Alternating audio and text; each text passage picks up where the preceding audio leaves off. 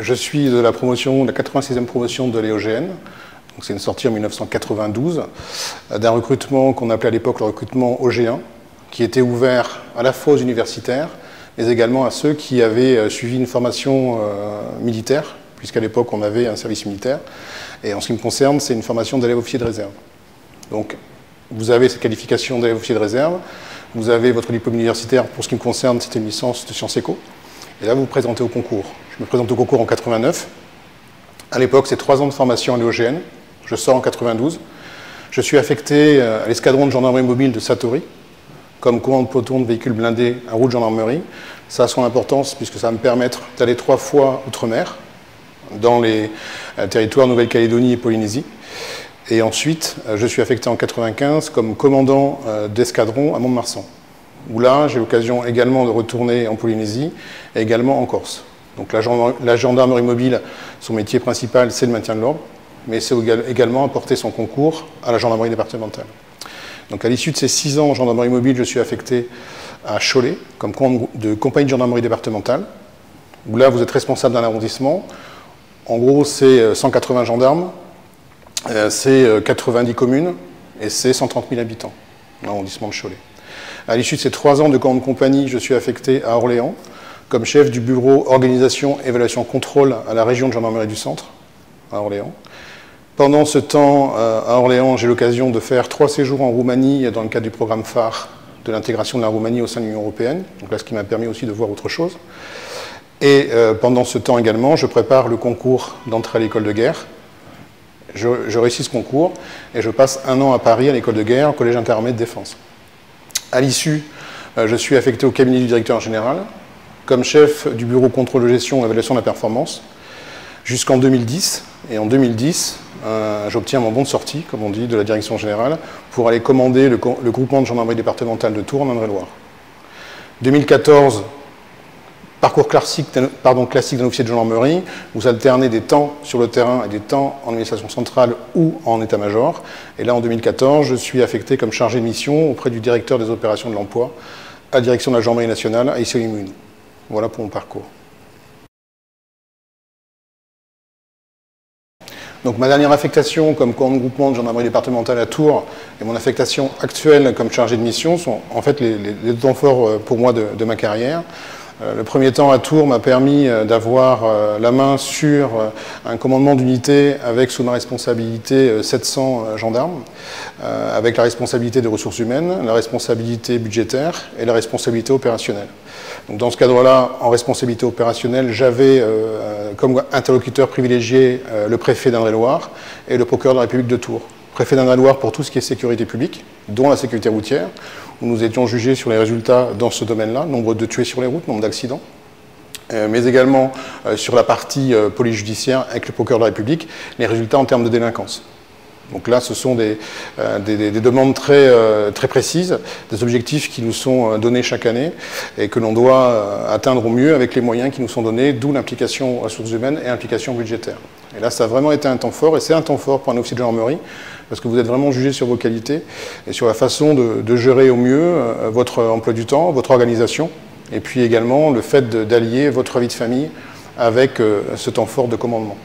Donc depuis 2014, à la direction de la gendarmerie, je suis en charge auprès du directeur des opérations de l'emploi, notamment du suivi de tous les plans.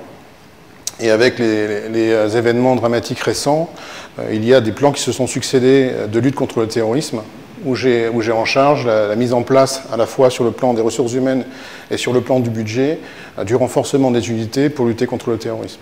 Donc le plan de lutte antiterror suite aux attentats de janvier et le plan ensuite qui a été décidé dans le cadre du pacte de sécurité par le président de la République suite aux attentats du 13 novembre. J'ai également le suivi du plan de lutte contre les cambriolages et les vols à main armée. Ça, c'est une décision du Premier ministre de 2013, où là, on travaille notamment sur le renforcement des unités par des escadrons de gendarmerie mobile et par des réservistes.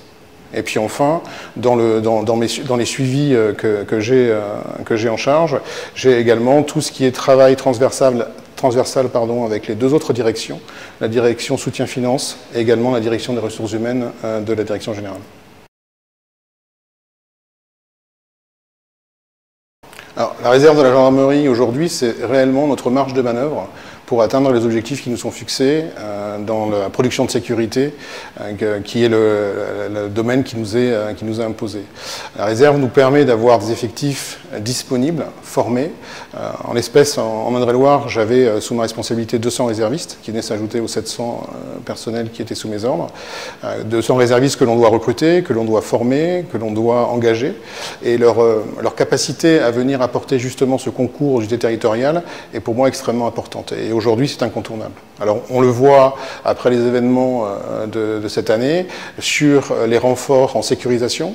On engage aujourd'hui les réservistes sur les contrôles de flux, sur les barrières de péage, sur les contrôles aux frontières. On engage aujourd'hui les réservistes en autonome sur tout ce qui est travail au profit de la population, sur les horaires de sécurisation de nuit dans les unités territoriales. Et la spécificité de la gendarmerie par rapport à la police nationale, c'est l'étendue du territoire. C'est 95% du territoire au niveau national. Et on doit tenir effectivement le terrain face à nos adversaires, que sont les délinquants et que sont aujourd'hui les terroristes.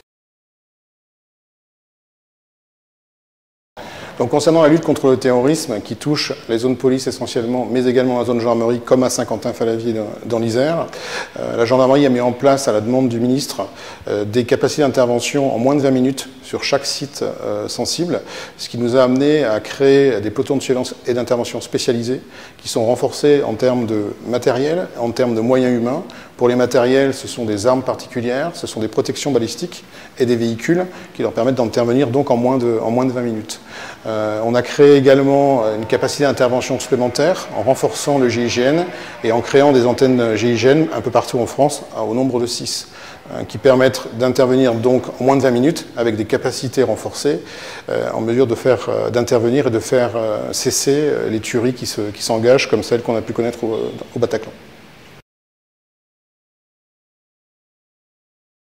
Depuis 2009, la gendarmerie est rattachée au ministère de l'Intérieur. Donc certains ont pu craindre à un moment donné une fusion et un risque pour la gendarmerie. Et en fait, j'ai pu vivre dans ma carrière les deux aspects, c'est-à-dire rattaché au ministère de la Défense et rattaché au ministère de l'Intérieur. On continue à avoir nos attaches avec le ministère de la Défense, puisque notre formation initiale, notre formation continue est fondée sur des principes militaires, rusticité en école, formation continue avec nos camarades de l'armée de terre et des armées, comme j'expliquais tout à l'heure dans mon parcours au Collège interarmées de défense. Donc on a toujours cette attache en ressources humaines avec le ministère de la Défense. Pour le ministère de l'Intérieur, depuis des années, la gendarmerie était sous la responsabilité des préfets, pour tout ce qui est sécurité publique, et sur la responsabilité des procureurs de la République pour tout ce qui était police judiciaire. Donc le passage en 2009 au ministère de l'Intérieur n'a pas changé grand-chose. Si ce n'est pour nous un avantage en termes de budget, puisqu'il est plus facile aujourd'hui de comparer la Clio du gendarme avec le véhicule du policier que la Clio du gendarme ou le trafic du gendarme avec le Rafale ou avec le Charles Leclerc. Donc sur le plan du budget, je pense qu'on y a gagné en lisibilité pour défendre justement auprès de Bercy nos besoins budgétaires pour pouvoir remplir notre mission. Alors je ne suis pas inquiet moi, pour l'avenir de la gendarmerie, parce que déjà les Français sont attachés à cette gendarmerie qui a 8 siècles d'histoire, parce que les gendarmes tous les jours font la preuve de leurs compétences et de leur attachement à leur métier, et puis parce qu'on est sur un format qui est inédit, qui est un peu particulier. Plusieurs pays dans le monde ont copié ce format, qui nous permet d'avoir à la fois la disponibilité attachée à notre statut militaire, avoir également notre compétence attachée à nos statuts de policier à statut militaire, et puis surtout avoir cette capacité d'être partout sur 95% du territoire, avec justement ce statut militaire qui nous donne cette disponibilité, cette capacité de monter en puissance qu'on n'a pas forcément quelqu'un qui a un statut civil. Donc la première chose que je dirais à quelqu'un qui souhaite rentrer en gendarmerie et faire une carrière d'officier, c'est qu'il a fait le bon choix. Parce que c'est un métier extraordinaire qui nous permet de voir et de côtoyer beaucoup de gens, beaucoup de métiers, de faire le tour du monde. Et le premier conseil que je lui donnerais en sortie d'école, c'est de choisir la gendarmerie mobile, comme je l'ai fait, pour lui permettre, alors qu'il est jeune, alors qu'il n'a pas engagé une vie de famille complète, de pouvoir justement sillonner le monde et intervenir un peu partout, soit dans les territoires outre-mer, soit en OPEX, puisque je rappelle que nous avons des gendarmes aujourd'hui au Mali, nous avions des gendarmes en Afghanistan, en Centrafrique et un peu partout dans le monde. Donc ça, c'est le premier conseil que je donnerais.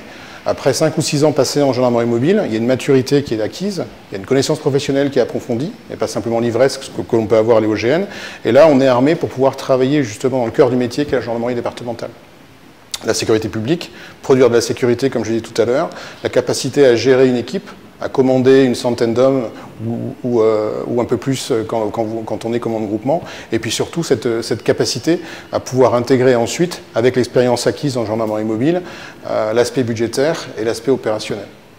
Et puis enfin, accepter aussi les propositions qui sont faites du parcours d'officier tel qu'il est calé aujourd'hui, c'est-à-dire alterner du travail sur le terrain et une affectation en état-major ou en administration centrale, parce que ça permet aussi de continuer à progresser, de continuer à apprendre, et c'est un métier qui est évolutif, on n'a jamais terminé, on est toujours dépendant de l'actualité, il n'y a pas de routine, on est dépendant des événements, et le conseil que je donnerais, c'est effectivement de commencer par la gendarmerie mobile et ensuite de se spécialiser en gendarmerie départementale.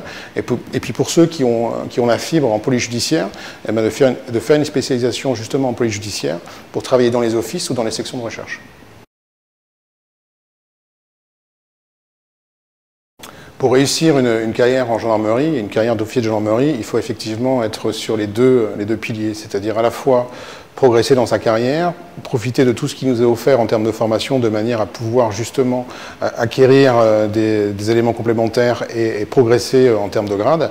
Mais il faut aussi avoir une stabilité au plan familial, donc c'est un choix après personnel et puis une histoire personnelle d'avoir un équilibre de couple, de pouvoir avoir quelqu'un sur qui s'appuyer qui est à la maison, qui est souvent seul à la maison. Quand vous êtes en gendarmerie mobile, c'est entre 250 et 280 jours de déplacement par an, donc il faut quelqu'un à la maison pour gérer le quotidien, pour l'éducation des enfants. Les enfants d'ailleurs qui vous font souvent de reproches de ne pas avoir été là dans les moments importants. Mais ça, bon, c'est un choix aussi que vous devez assumer. Et puis ensuite, c'est une question d'organisation. C'est-à-dire qu'en vieillissant, vous donnez davantage peut-être priorité aux grands moments de votre famille. Vous êtes présent lorsque vous sentez que les enfants ont vraiment besoin de vous, de manière à être là sur les différents marqueurs de leur vie, de façon à ne pas avoir de regrets plus tard. Donc le tout, c'est un équilibre, une bonne organisation, et puis avoir un bon partenaire à la maison qui vous permet d'avancer, qui vous encourage, qui participe aussi à votre vie professionnelle, parce que c'est souvent quelqu'un qui vous écoute. Quand vous rentrez en tant qu'en groupement de gendarmerie départementale, vous traversez parfois des moments compliqués, de solitude, parce que vous êtes intervenu sur un conflit familial qui a dégénéré, parce que vous êtes intervenu sur un suicide sur une voie ferrée, parce que vous êtes intervenu sur une recherche de personnes disparues que vous retrouvez décédées, parce que vous intervenez sur des situations de crise ou des scènes de crime un peu difficiles. Et le fait de pouvoir à la maison en discuter, alors on ne dit pas tout, parce que l'objectif c'est pas non plus d'affoler et de mettre en insécurité les enfants et l'épouse, mais de pouvoir discuter avec son épouse, de pouvoir débriefer avec son épouse sur les doutes ou sur les difficultés qu'on peut avoir, c'est aussi quelque chose d'important. Et en gendarmerie mobile, lorsque vous avez des incidents graves, voire des drames, on peut évoquer l'affaire de Sivins avec le décès malheureux et le drame du décès de Rémi Fraisse. Et là aussi, on est sur des circonstances. Comment ça s'est passé? Pourquoi on en est arrivé là? Qu'est-ce qui s'est produit? Et là, on a une vraie réflexion qui est menée sur la doctrine d'emploi, à la fois des moyens, donc ça va être les munitions, en l'espèce la grenade offensive, ça va être sur notre capacité justement à contenir une foule, puisque le maintien de l'ordre en France, depuis maintenant plusieurs années, c'est justement d'éviter le contact avec la foule, de la maintenir au plus loin, pour éviter qu'il y ait des blessés et des morts. Et l'emploi de la grenade offensive, en l'espèce sur le barrage de Sivins, ça faisait partie de l'arsenal avec les grenades lacrymogènes pour maintenir à distance les manifestants et éviter justement le contact physique avec les forces de l'ordre. Malheureusement, une enquête judiciaire est en cours, donc je peux difficilement en parler, mais sur le contexte, bien entendu, le résultat et le drame qui est arrivé, on s'est mis immédiatement à la place des familles, à la place des amis de ce jeune homme, et on s'est, donc, comme j'expliquais tout à l'heure, remis en cause sur nos doctrines et sur les emplois des moyens. Donc la grenade offensive a été interdite par le ministre, donc on a travaillé ensuite sur les autres capacités justement à maintenir la foule à distance et éviter des blessés, que ce soit de la part des manifestants, mais aussi de la part des forces de l'ordre. Et cette réflexion est toujours en cours. Elle est partagée également par les CRS avec les gendarmes mobiles pour nous permettre justement demain d'avoir la possibilité de laisser la population et les personnes s'exprimer dans la rue, les manifestations encore qu'on a eues aujourd'hui, tout en permettant la sécurité publique et préserver la sécurité des personnes et des biens qui, eux, ne manifestent pas, et faire en sorte que le soir, tout le monde rentre chez lui en bonne santé.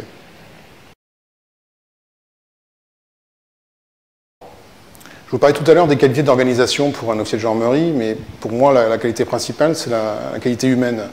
Dans tous les postes que j'ai occupés, j'ai pu constater que si on n'est pas proche de ces hommes et de ces femmes, de ces subordonnés, si on n'est pas avec eux à 6 heures du matin sur une interpellation ou dans les moments difficiles sur une scène de crime ou sur un accident mortel de la circulation routière, si on n'est pas avec eux sur une recherche de personnes disparues, on ne connaît pas leur métier, on ne sait pas ce qu'ils ressentent, on ne sait pas ce qu'ils vivent et on peut difficilement les commander. Être avec eux au quotidien, ça demande beaucoup d'engagement, beaucoup d'investissement.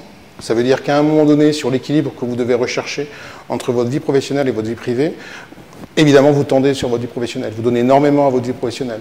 On est sur ces temps de commandement à 80% engagés sur le professionnel et 20% sur la vie privée. Après, il y a une charge pour vous de rééquilibrer lorsque vous êtes dans des postes un peu plus calmes d'état-major. Mais l'essentiel, c'est ce contact que vous avez avec les personnes que vous commandez.